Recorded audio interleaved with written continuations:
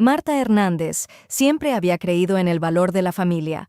A sus 32 años, trabajaba como analista de datos en una empresa tecnológica en el centro de Madrid y llevaba años construyendo sus ahorros con la ilusión de comprarse una casa propia en un barrio tranquilo. Todo cambió 3 días después de la fiesta por el 60 cumpleaños de su padre, en la que la familia se reunió en su vivienda de Toledo. Marta revisó su cuenta bancaria y descubrió que su saldo, cuidadosamente acumulado durante 8 años, había desaparecido por completo. 140.312 euros se habían esfumado. Su corazón latía con fuerza mientras llamaba al banco.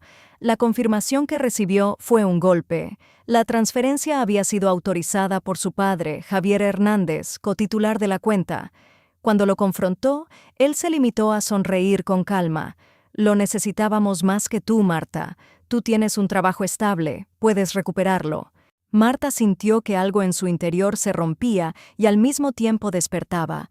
Respondió con voz firme: «Entonces no te importará lo que sucederá a continuación».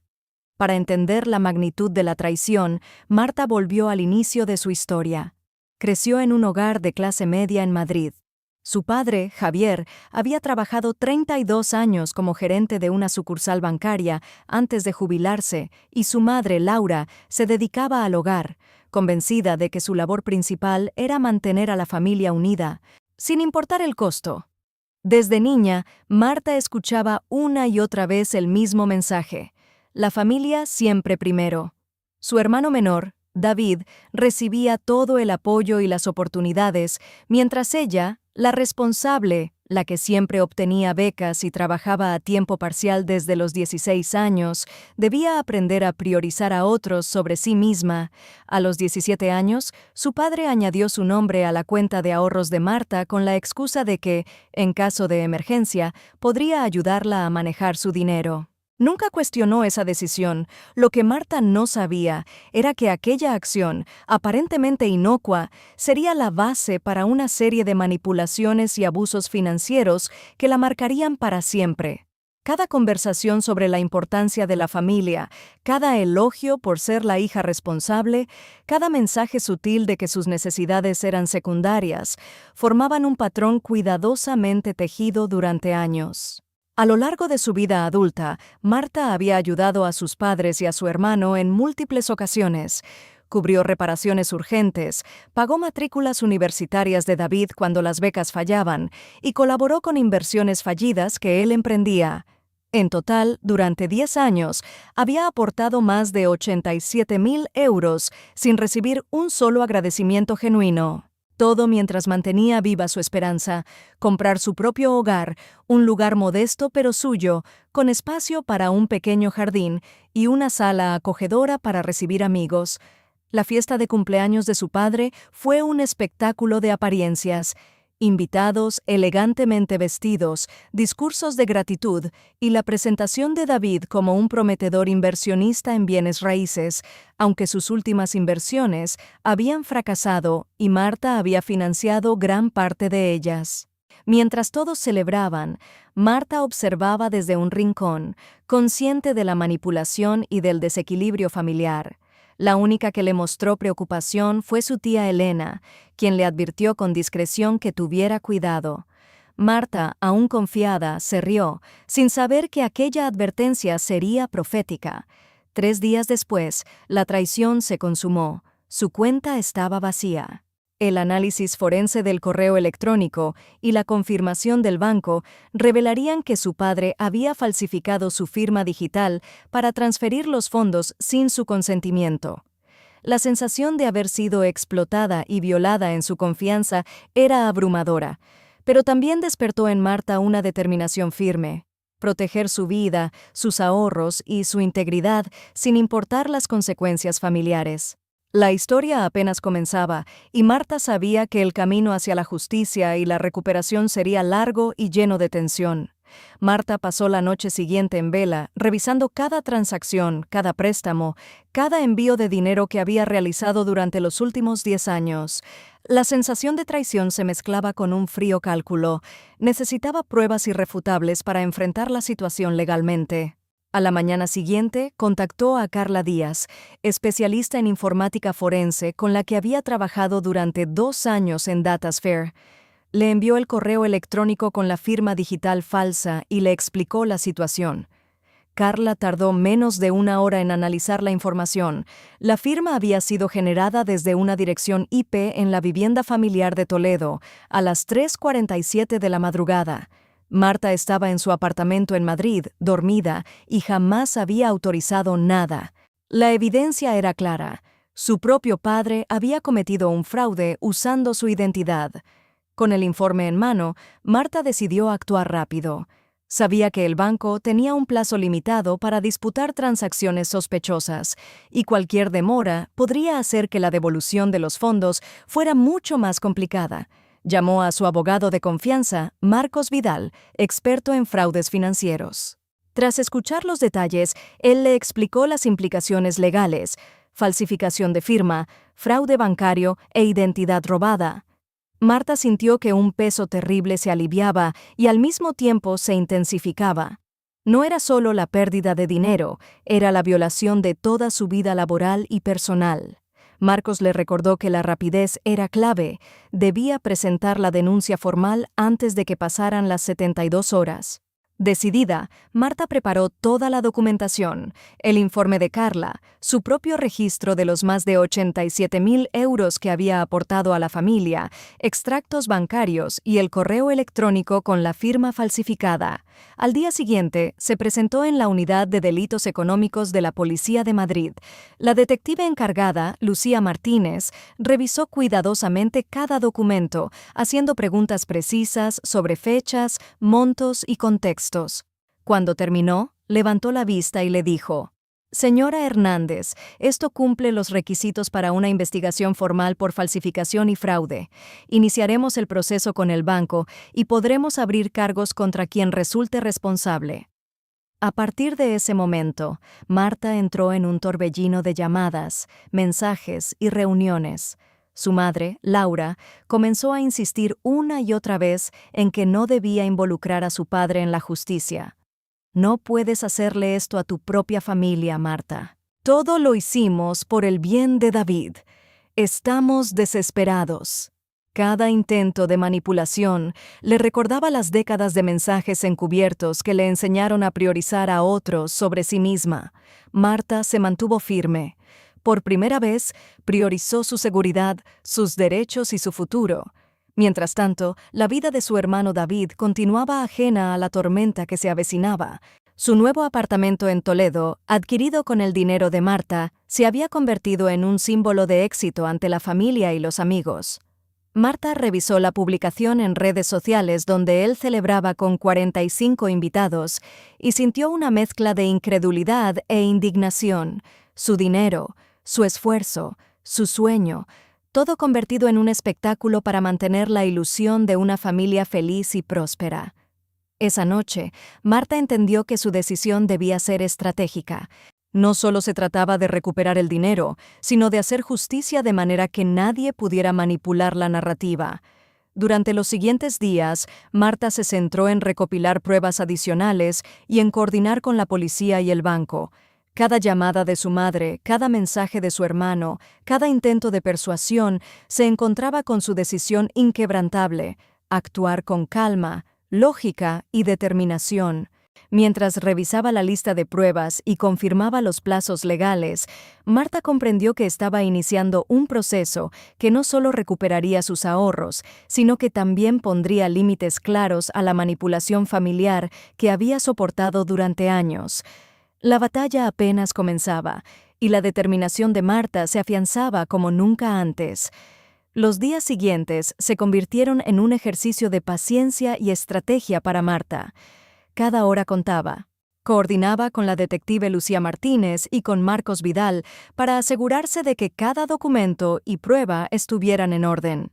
Carla Díaz siguió aportando análisis forenses adicionales, revisando metadatos, registros de acceso y dispositivos desde los que se había autorizado la transacción. Cada hallazgo confirmaba lo que Marta ya sabía. Su padre, Javier Hernández, había usado su confianza y posición para sustraer de manera consciente sus ahorros. No había excusas posibles. Mientras tanto, la presión familiar aumentaba. Laura la llamaba varias veces al día, entre lágrimas y súplicas, intentando que Marta desistiera de la denuncia. David enviaba mensajes indirectos a través de familiares. «No entiendo por qué estás tan enfadada. Esto es familia, Marta». Marta ignoraba todos los intentos de manipulación. Había aprendido a diferenciar la culpa que intentaban imponerle de la justicia que merecía. Sabía que permitir que el miedo o la culpa la paralizaran sería traicionarse a sí misma por segunda vez. Por las mañanas, Marta revisaba el correo del banco. Daniel Torres, del Departamento de Investigación de Fraudes, le confirmaba cada actualización. Los fondos estaban congelados temporalmente y el proceso de restitución iniciaba. Marta sintió un alivio parcial. No había recuperado el dinero aún, pero ahora la ley estaba de su lado y la evidencia era irrefutable. Su mente volvía constantemente a la fiesta de cumpleaños de su padre, a cómo él había mostrado con orgullo a David como un joven exitoso, mientras el esfuerzo de Marta pasaba desapercibido. Esa contradicción entre apariencia y realidad reforzaba su determinación. El jueves, Marta se reunió con la detective Martínez para planear la presentación formal de cargos. Analizaron los tiempos y la logística de la investigación. Querían que la acción legal fuera lo más clara y sólida posible, minimizando cualquier posibilidad de que su padre intentara manipular la situación. Martínez le explicó la importancia de documentar cada llamada, cada correo y cada mensaje de la familia, ya que todos formaban parte de un patrón de presión y justificación del delito. Marta tomó notas meticulosas. Cada detalle podía ser crucial para establecer la intención y la premeditación en un tribunal. Al mismo tiempo, Marta comenzó a reconstruir su vida financiera en paralelo. Había perdido meses preocupada por la traición y la incertidumbre. Ahora necesitaba mantener el control de sus cuentas, asegurarse de que no quedara ninguna vulnerabilidad y planear cómo invertiría sus ahorros una vez recuperados. La combinación de justicia y prudencia financiera se convirtió en su nuevo enfoque. Cada pequeña acción, desde cambiar contraseñas hasta consultar con expertos financieros, la empoderaba. Por la noche, en su apartamento, Marta reflexionaba sobre la acumulación de sacrificios que había hecho durante años y cómo habían sido explotados por su propia familia. Sentada frente a su computadora, repasaba las transferencias, los préstamos, las cuentas de David y los gastos médicos que ella había cubierto. La sensación de traición se mezclaba con un resurgir de confianza en sí misma. Si podía enfrentar la manipulación, el fraude y la traición, podía reconstruir todo lo demás.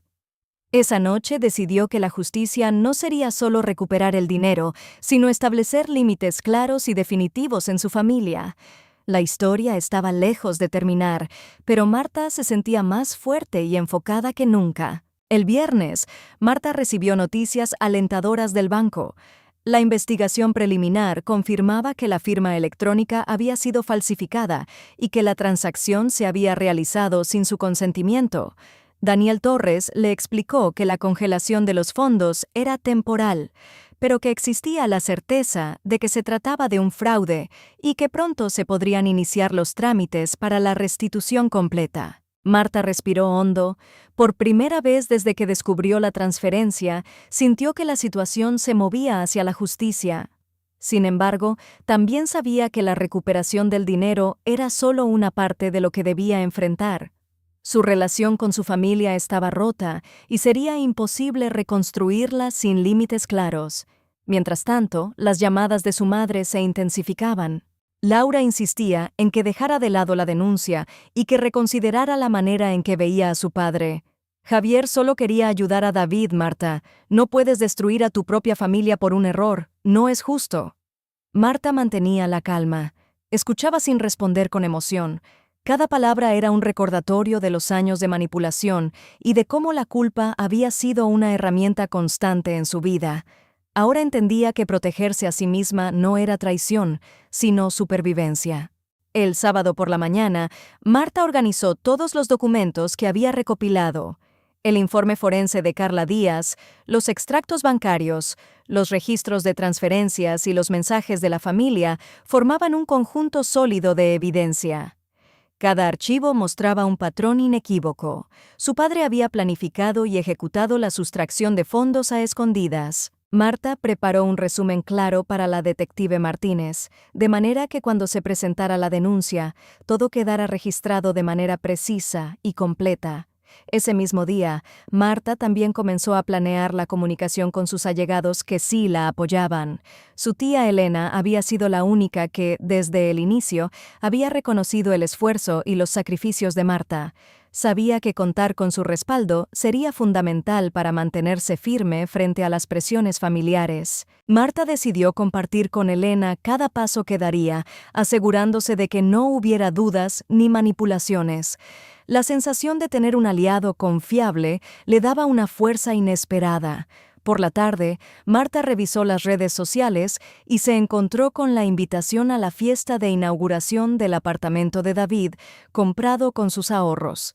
Se sentó frente a la pantalla, tomando nota de los detalles: 45 invitados, compañeros de trabajo, amigos de la universidad y familiares. La ironía era amarga. Mientras ella luchaba por recuperar su dinero, su hermano celebraba un logro construido sobre su esfuerzo y su confianza violada. Marta decidió que debía planear cuidadosamente su próximo movimiento. No se trataría solo de justicia legal, sino también de exponer la verdad de manera que nadie pudiera manipular la narrativa. Al caer la noche, Marta se sentó sola en su apartamento y repasó mentalmente toda la estrategia. Cada paso debía ser medido: la denuncia, la coordinación con la policía, la comunicación con el banco y la preparación para la posible confrontación pública. Sabía que la tensión emocional aumentaría, pero también que era necesario para establecer límites claros y proteger su futuro. Por primera vez en años, Marta sentía que tenía el control de su vida y de su destino. La batalla estaba lejos de terminar, pero ella estaba lista para enfrentarla con determinación y claridad. El lunes siguiente, Marta recibió la llamada que había estado esperando. La detective Lucía Martínez le informó que la denuncia estaba oficialmente registrada y que la investigación contra su padre, Javier Hernández, había comenzado. Marta escuchó cada palabra con atención. La voz de Martínez era firme, pero contenía un matiz de empatía. Le explicó que la evidencia digital, combinada con los registros bancarios y los documentos que Marta había presentado, creaban un caso sólido de fraude, falsificación de firma e identidad robada. Marta sintió un alivio parcial, pero sabía que todavía quedaba la parte más difícil: enfrentar el conflicto familiar y la exposición pública que podría derivarse de todo esto. Durante el día, los mensajes de su madre se multiplicaron. Laura alternaba súplicas con reproches, intentando que Marta retrocediera. «Por favor, hija, no hagas esto. Todo lo que hicimos fue por David. No puedes destruir a tu familia por tu orgullo». Marta los leía con paciencia, sintiendo una mezcla de tristeza y resolución. Cada mensaje era un recordatorio de los años de manipulación emocional y del patrón constante de priorizar los intereses de David sobre los suyos. Esta vez no iba a ceder. Mientras tanto, Marta coordinaba con Marcos Vidal los próximos pasos legales. Decidieron que era crucial documentar cada intento de presión familiar, cada llamada y mensaje de texto, porque demostraban la intención de manipularla y encubrir el fraude. Marta pasó la tarde recopilando registros de correos electrónicos, conversaciones de WhatsApp y mensajes de voz. Cada archivo se convirtió en una prueba más de que su padre había actuado de manera consciente y sistemática, y de que su madre, aunque no había participado directamente en el fraude, intentaba minimizar la gravedad de sus acciones. Al final del día, Marta se permitió un momento de introspección. Recordó todos los años de sacrificios: los préstamos cubiertos, las matrículas pagadas, los gastos médicos y las inversiones fallidas de David que ella había financiado sin recibir un solo agradecimiento. Cada decisión que había tomado reflejaba responsabilidad y cuidado, pero también la había expuesto a la explotación. Ahora, al tener evidencia sólida, Marta comprendió que su acción no era venganza, sino justicia y autoprotección. Por la noche, Marta revisó de nuevo la publicación de la fiesta de inauguración del apartamento de David. Cada foto, cada comentario y cada mensaje en redes sociales reforzaban la ironía amarga de la situación. Su dinero financiaba la celebración mientras ella planificaba su recuperación. Marta decidió que debía preparar un plan para la confrontación final de manera estratégica y legal, asegurándose de que la verdad saliera a la luz y que nadie pudiera manipularla. El objetivo no era humillar a su familia, sino proteger sus derechos y establecer límites claros. Antes de acostarse, Marta hizo una lista de prioridades: asegurarse de que los fondos fueran devueltos, coordinar con la policía la evidencia, mantener su integridad emocional y preparar su estrategia para posibles interacciones con la familia. Por primera vez, la palabra control resonaba en su mente con fuerza. Durante años había sentido que su vida estaba dictada por las expectativas y las demandas de otros. Ahora, finalmente, tenía la posibilidad de reclamar su espacio, su seguridad y su futuro. La batalla legal apenas comenzaba, pero Marta estaba lista para enfrentarla con claridad, paciencia y firmeza. El martes por la mañana, Marta recibió una actualización del Departamento de Fraudes del banco. Daniel Torres le confirmó que, tras la verificación de la firma y la IP, la transferencia de 140.312 euros había sido catalogada oficialmente como no autorizada. Los fondos estaban congelados y el proceso de restitución estaba en marcha, con un plazo estimado de 30 a 60 días. Marta exhaló profundamente. La sensación de control sobre la situación se consolidaba, aunque sabía que recuperar el dinero no sería el final del conflicto. Había asuntos de confianza, traición y relaciones familiares que aún requerían enfrentamiento y límites claros. Esa misma tarde, Marta decidió organizar una reunión estratégica con la detective Lucía Martínez y su abogado, Marcos Vidal, para planificar la presentación formal de cargos. Discutieron los tiempos, la logística y la manera de documentar cada interacción de su familia, anticipando posibles intentos de manipulación o de minimizar la responsabilidad de Javier Hernández. Marta tomó notas meticulosas. Cada mensaje de presión, cada súplica de su madre, cada intento de justificación del padre formaría parte del expediente, evidenciando un patrón de manipulación y fraude. Mientras tanto, las llamadas de Laura se mantenían constantes. Su madre alternaba entre lágrimas y reproches, insistiendo en que Marta debía ceder y olvidar la denuncia. «Hija, esto puede destruir a la familia. Piensa en David, en todo lo que hemos hecho». Marta escuchaba sin perder la calma. Cada palabra era un recordatorio de los años en los que sus necesidades habían sido ignoradas y su generosidad explotada. Ahora entendía que no podía ceder bajo presión emocional. Protegerse a sí misma era un acto necesario y justo. Por la noche, Marta revisó las publicaciones de David en redes sociales, observando la celebración de su nuevo apartamento, financiado con el dinero que ella había ahorrado durante 8 años. La ironía era evidente y dolorosa, pero Marta decidió mantener la cabeza fría. Sabía que la confrontación pública debía planearse con estrategia y paciencia para que la verdad no pudiera ser distorsionada y los límites familiares se mantuvieran claros. Esta no era solo una cuestión de dinero, sino de respeto y justicia. Entre correos electrónicos y llamadas, Marta comenzó a recopilar toda la evidencia adicional que podría necesitar. Capturas de pantalla de publicaciones, mensajes de texto, correos electrónicos de sus padres solicitando ayuda financiera y registros de transferencias a David. Cada archivo reforzaba su caso y la hacía sentir más segura de que, cuando llegara el momento, podría presentar la verdad de manera sólida y convincente. Por primera vez en años, Marta sentía que el control de su vida y de su futuro estaba en sus manos. Antes de acostarse, Marta reflexionó sobre la magnitud de lo que estaba enfrentando. No solo se trataba de un fraude financiero, era la ruptura de un patrón familiar de manipulación y explotación. Su decisión de actuar legalmente era también un acto de autoafirmación. La batalla estaba lejos de terminar, pero Marta se sentía preparada, organizada, respaldada por evidencia y por profesionales, y decidida a proteger sus derechos y su integridad, sin importar la presión emocional que su familia intentara imponer.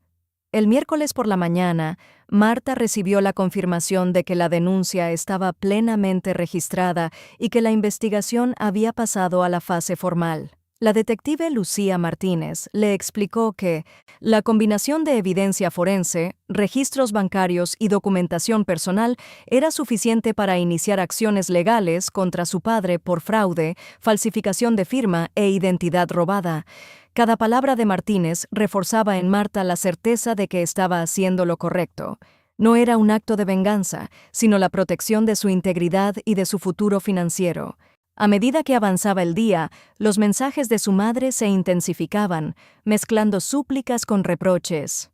Marta, esto puede arruinar a toda la familia. No puedes hacer esto a tu padre, a David. Todo lo que hicimos fue por él. Marta los leía y sentía un escalofrío. Años de manipulación emocional resumidos en palabras insistentes que buscaban que ella se retractara. Esta vez, sin embargo, no respondió con emoción. Sabía que ceder significaría repetir patrones de abuso y desvalorización que habían marcado su vida desde la infancia. Esa tarde, Marta se reunió con Marcos Vidal para revisar la estrategia legal. Analizaron cada detalle: cómo documentar llamadas, correos electrónicos y mensajes, la manera de presentar la evidencia y los posibles escenarios de defensa que su padre podría intentar. Marta comprendió que cada interacción con la familia podría ser usada como prueba de intención y patrón de comportamiento. La planificación estratégica se convirtió en su herramienta de control frente a la incertidumbre emocional y financiera que había vivido durante años. Al mismo tiempo, Marta comenzó a organizar su propio espacio financiero. Cambió contraseñas, revisó sus cuentas, consultó con expertos en seguridad bancaria y preparó un plan de contingencia para proteger sus activos una vez recuperados. Cada acción le otorgaba una sensación de empoderamiento. Después de años de depender de otros y de ver sus esfuerzos explotados, finalmente podía establecer sus propios límites y proteger lo que había construido con tanto esfuerzo. Por la noche, revisó nuevamente las redes sociales de David. La fiesta de inauguración de su apartamento, financiado con sus ahorros, seguía siendo un recordatorio de la traición familiar. Marta decidió que su confrontación debía ser medida y estratégica, buscando la verdad y no la humillación. Su objetivo era establecer límites claros y garantizar que la justicia prevaleciera, sin permitir que la manipulación y el control emocional continuaran afectándola. Antes de acostarse, Marta hizo una lista de prioridades para los días siguientes: asegurar la restitución de los fondos, coordinar con la policía cada paso, documentar cada intento de presión familiar y preparar el plan para enfrentar las posibles repercusiones públicas. Por primera vez, sentía que tenía el control de su vida y de su destino. La batalla estaba lejos de terminar, pero Marta estaba lista para enfrentarla con claridad, paciencia y firmeza, dispuesta a reclamar su derecho a la justicia y a la autonomía. El jueves por la mañana, Marta recibió una llamada del Departamento de Fraudes del banco confirmando que los fondos habían sido oficialmente catalogados como no autorizados y que el proceso de restitución estaba en marcha. Daniel Torres le explicó que la evidencia digital indicaba de manera inequívoca que la firma había sido falsificada desde la dirección IP de la vivienda familiar en Toledo, lo que convertía la transferencia en un acto de fraude. Marta sintió un alivio momentáneo. La ley y la tecnología estaban de su lado, aunque la herida emocional seguía fresca. Ahora, cada acción que tomara debía ser estratégica y precisa. Durante el día, los mensajes de su madre se intensificaron. Laura alternaba llantos con advertencias. «Marta, si haces esto, destruirás la familia. Piensa en David y en todo lo que hemos hecho por él. Marta respondió solo con silencio interior. Entendía que estas palabras eran un reflejo de años de manipulación emocional. Cada súplica era un intento de revertir la decisión que ella había tomado por primera vez en su vida, priorizar su bienestar y sus derechos. Por la tarde, Marta se reunió con la detective Lucía Martínez y su abogado, Marcos Vidal, para ultimar detalles sobre la presentación formal de cargos. Revisaron cada mensaje, cada correo y cada registro bancario que podía servir como evidencia del patrón de abuso y del fraude. Marta tomó notas detalladas y estableció un calendario para asegurar que cada acción se ejecutara en el momento adecuado. Comprendió que esta fase no era solo legal, sino también estratégica. Cada movimiento debía anticipar la posible defensa de su padre y la reacción de la familia. Al mismo tiempo, Marta revisaba sus finanzas y reforzaba su seguridad digital. Cambió contraseñas, verificó dispositivos y preparó un plan para proteger sus ahorros una vez restituidos. Cada pequeño acto le devolvía una sensación de control y empoderamiento, contrastando con años de sentirse vulnerable y explotada. Por primera vez, cada decisión financiera y cada acción legal la fortalecían emocionalmente. Por la noche, Marta contempló las publicaciones de David en redes sociales, donde celebraba la inauguración de su apartamento comprado con sus ahorros. La ironía era dolorosa, pero también le recordó la importancia de mantener la calma y actuar con estrategia. No se trataba de vengarse, sino de establecer límites claros y exponer la verdad de manera que nadie pudiera manipular la narrativa. Marta tomó nota de cada detalle y documentó cada interacción que pudiera servir para proteger sus derechos. Antes de dormir, Marta repasó mentalmente todos los pasos dados y los que aún quedaban por delante.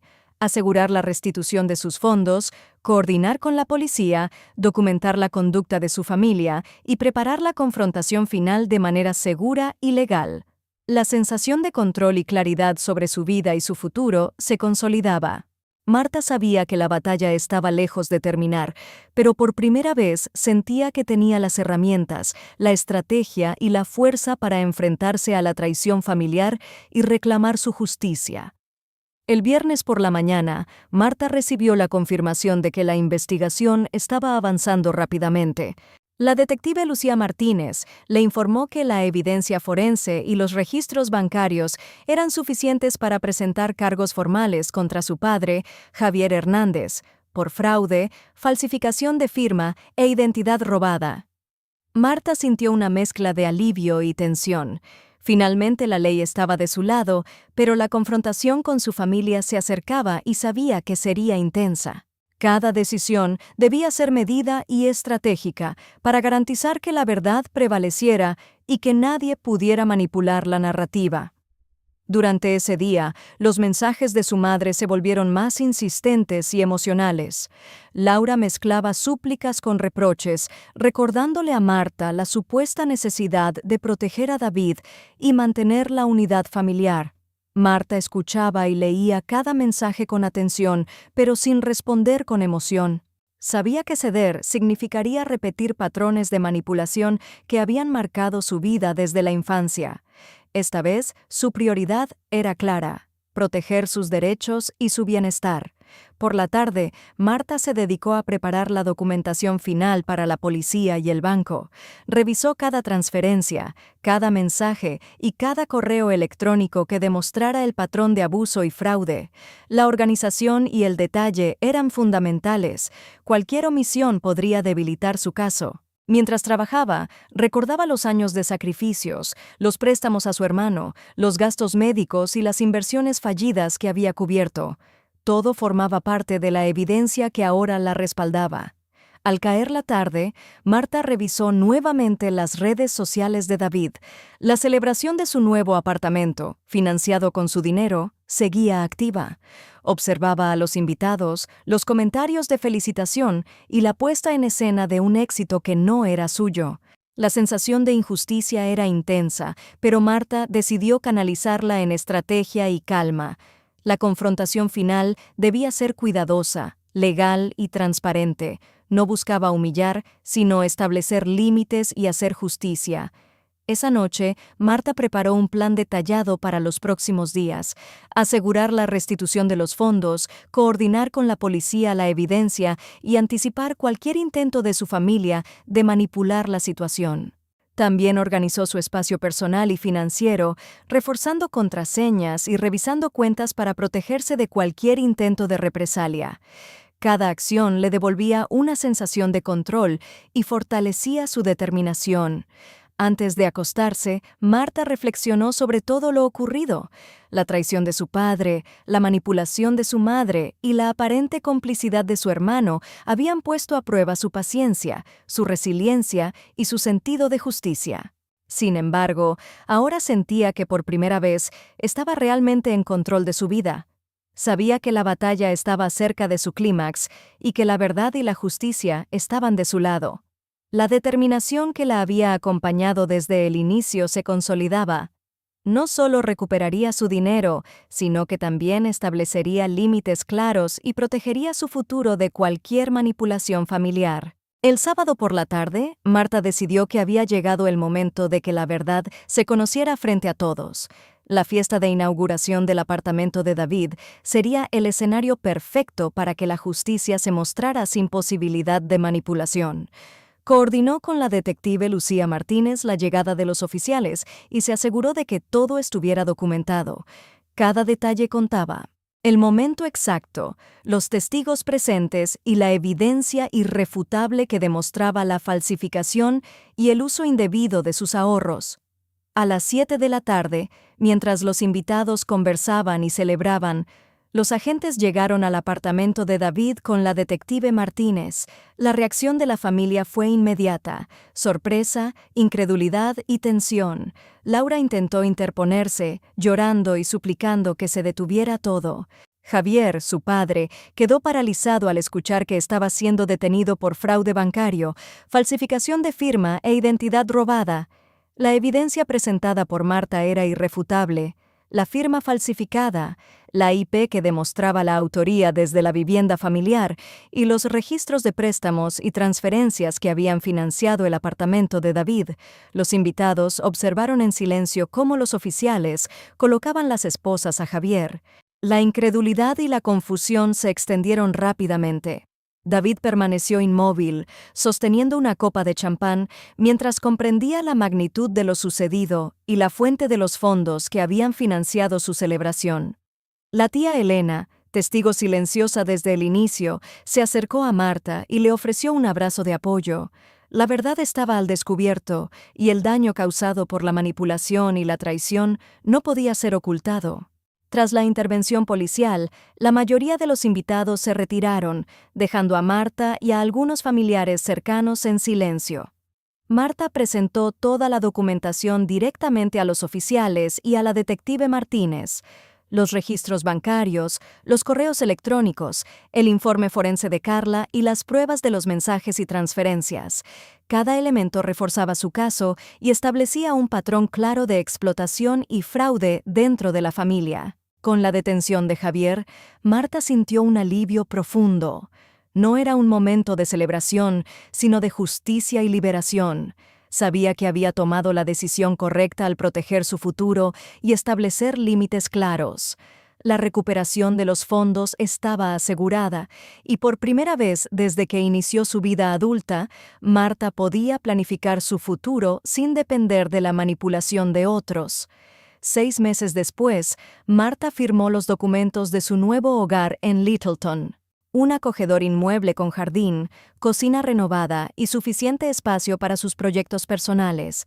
La compra se realizó con sus ahorros restituidos, sin cotitulares ni interferencias externas. Mientras se sentaba en la terraza observando el atardecer, Marta reflexionó sobre todo lo ocurrido: la traición, la manipulación, la justicia y la resiliencia que había demostrado. Por primera vez, su vida le pertenecía completamente. Había elegido protegerse, establecer límites y reclamar su integridad. Y lo más importante, había aprendido que la verdadera familia no explota ni manipula, sino que respeta y apoya. Si esta historia te ha hecho reflexionar sobre la importancia de establecer límites y proteger tu integridad, suscríbete al canal, escribe un comentario y comparte el video. Proteger tu paz y tu futuro es un acto de valentía que todos merecemos practicar.